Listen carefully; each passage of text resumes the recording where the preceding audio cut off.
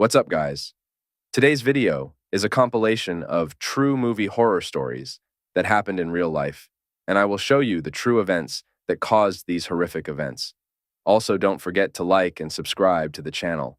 It will really help a lot so that I can create more of these true story videos. Anyways, let's get into the video. What's up, everyone? In today's video, I will be showing you the true story of how Pennywise was made. Also, make sure to like and subscribe. It really will help me out to be able to create more content like this anyways. Enjoy! The genesis of Pennywise, the iconic clown from Stephen King's It, traces back to a deeply unsettling encounter that King himself experienced. As a child, King attended a circus where he witnessed the bizarre spectacle of clowns entertaining the audience. However, it wasn't the jovial antics of these performers that left a lasting impression on King. It was the profound sense of unease that permeated the atmosphere, compounded by the terrified reactions of other children.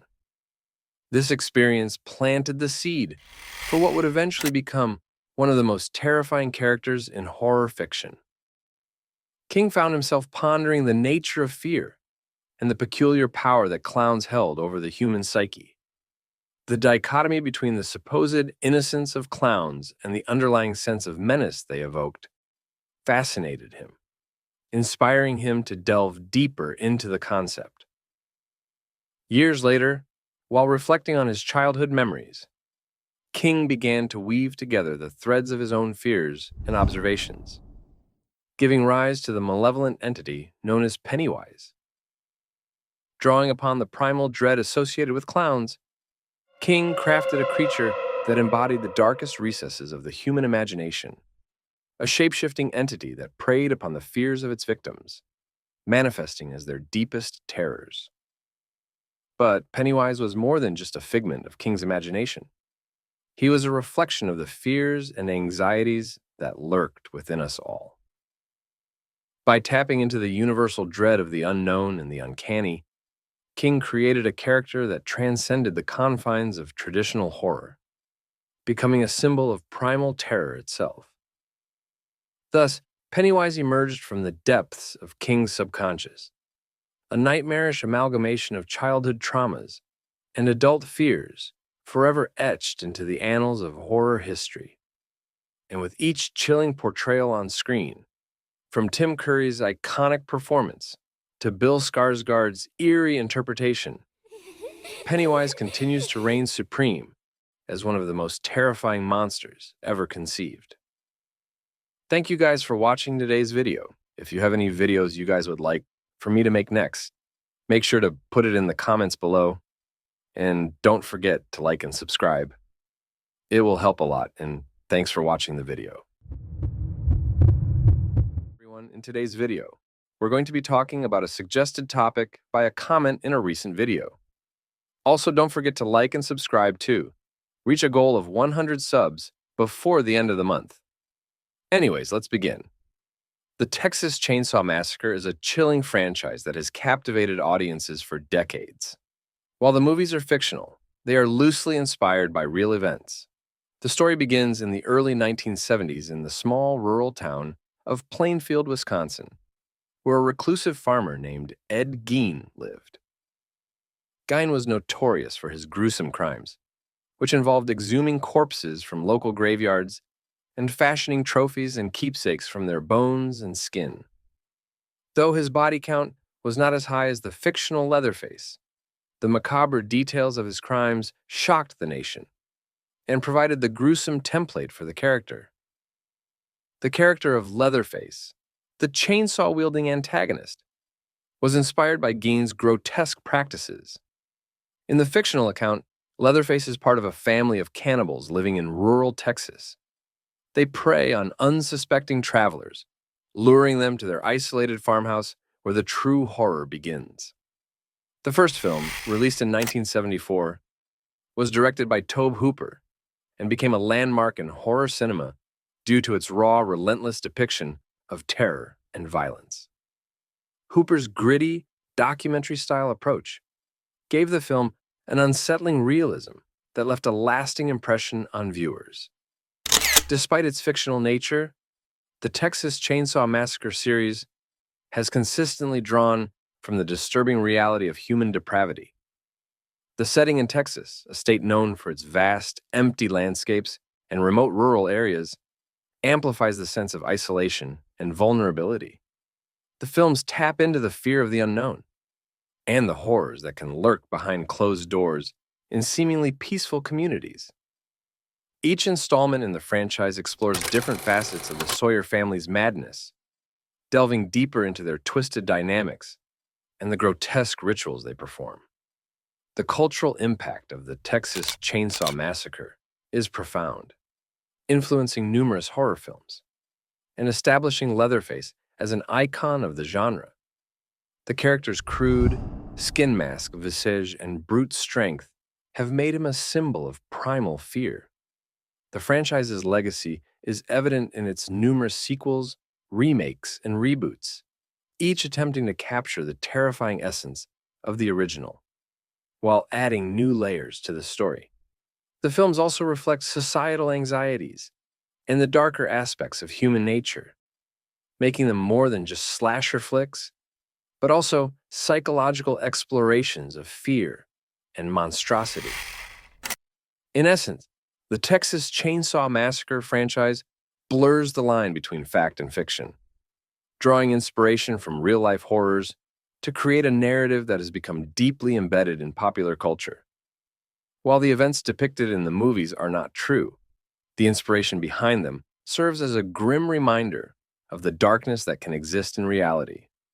The blend of fact and fiction has created a lasting horror legacy, ensuring that the story of Leatherface and his chainsaw will continue to haunt the imaginations of audiences for generations to come. Thank you guys for watching the video. I hope you guys enjoyed the thrilling and horrifying events that inspired Texas Chainsaw Massacre. Also, if you didn't already, don't forget to like and subscribe to reach 100 subscribers before the end of the month. It really will help me out to be able to create more content like this. Anyways, hope you enjoyed and have a great day.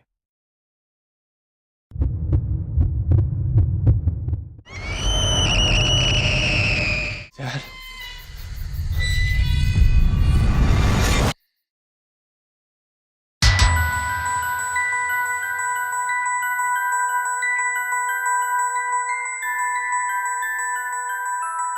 Welcome back, everyone. In today's video, I will be showing you where the Strangers movie was inspired from and the horrifying events that happened in real life. Anyways, The Strangers was inspired by multiple murders and events, one of them being the Charles Manson killing of Sharon Tate in 1969. August 9th, Sharon Tate was a promising actress that was at a director's house. Sharon Tate was 8.5 months pregnant, and her and 4 others were brutally stabbed to death. The Charles Manson murders wrote a disturbing note on the front of the door, "Pig in Sharon Tate's blood," which is what inspired the Strangers' intense levels of cruelty and took a direct influence in many of the scenes in the Strangers movies. The second influence is the Ketty Cabin murders in 1981. In 1979, Glenn Susan Sharp and 5 children of hers left their home, which was in Connecticut. After separating from her abusive husband, she decided that she was going to move to Northern California, where her brother Don was residing at the time. Once they arrived there, she began renting a trailer that was formerly occupied by the brother at the Clare Monorail Village. They, following 4, moved to House 28 in the town of Ketty. The house was way larger than the trailer, and she finally felt happy and safe in a long time. There she resided with her 15-year-old son, John, 14-year-old daughter, Sheila, and 12-year-old daughter, Tina, and 2 younger sons, Rick and Greg. Around 7 a.m. of April 12th, Sheila returned from a friend's house and had found dead bodies of Sue, John, and Dana in the living room of the house. All 3 of them had electrical tape and electrical cords. Tina wasn't home while the 3 others boys were home. Greg, Rick, and Justine that had no weapons and were unarmed. Reports say that the 3 children had slept through the incident later. This was contradicted. Sheila rushed back to her friend's house, while her friend's father retrieved the 3 sons out of the house from the back door, which could have contaminated any evidence. The murders of Sue, John, and Dana were very vicious. There were 2 blooded knives and 1 hammer were found in the living room, and one of the knives was bent at 30 degrees from all of the damage being done on all of the victims. Blood was pattered everywhere, which was evidence indicated that it all took place in the living room. What really stood out is that these murders were suspected to be done by complete strangers. The only known suspects are shown right here, which are complete strangers that happened to be walking around there at the time. When Brian Bertino was asked about the inspiration of the movie, he said the murders of Sharon Tate and the Ketty Cabin murders. The final inspiration for the Strangers movie was something the director Brian Bertino experienced as a kid. When Brian was little, there was a night where strangers were knocking at the door at his family's house. The strangers then realized there were people in the house and kept knocking from door to other people's houses. And just a few days later, the director found out that the strangers were trying to see which houses were empty because if there was no response when knocking on the door, they would break into the house and steal everything. Now, I don't know about you, but I definitely wouldn't want to be around strangers after that. Anyways, if you enjoyed this video, please like and subscribe to see more true scary stories. It would really help out our channel, and see you guys in the next video.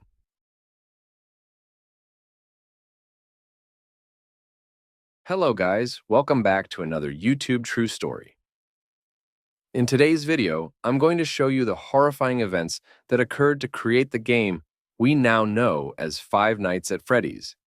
Anyways, let's begin.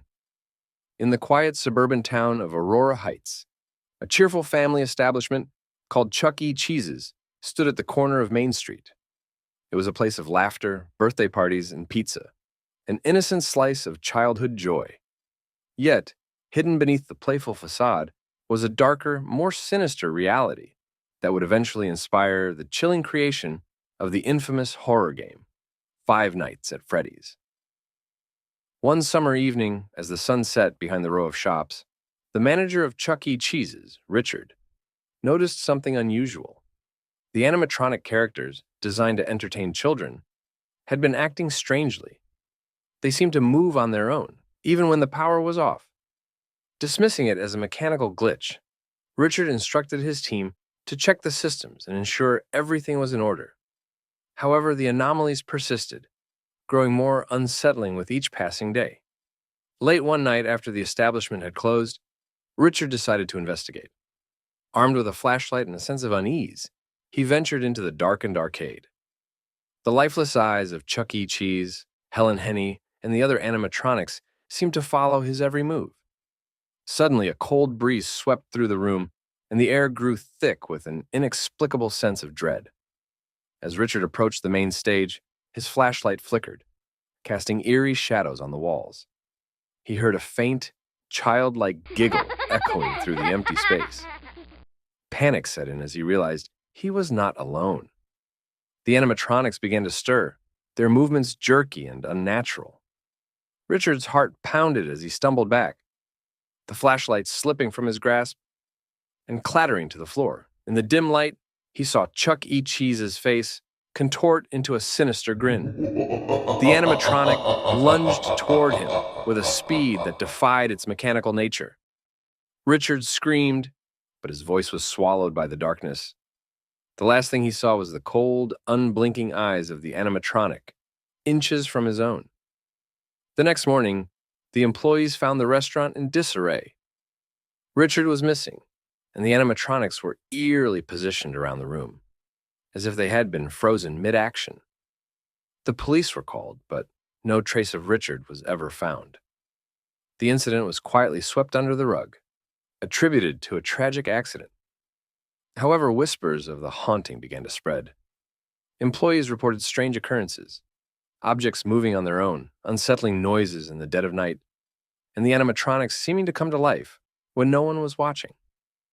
The legend of the haunted Chuck E. Cheese's grew, capturing the imagination of a young game developer named Scott. Years later, Scott would channel the eerie tales and his own childhood fears into creating Five Nights at Freddy's, a game that would terrify millions.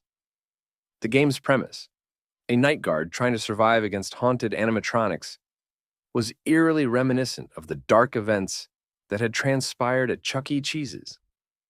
As the game gained popularity, the truth behind its inspiration remained shrouded in mystery. But those who knew the real story could never forget the night when innocent childhood joy gave way to unspeakable horror, and the animatronics of Chuck E. Cheese's revealed their true malevolent nature.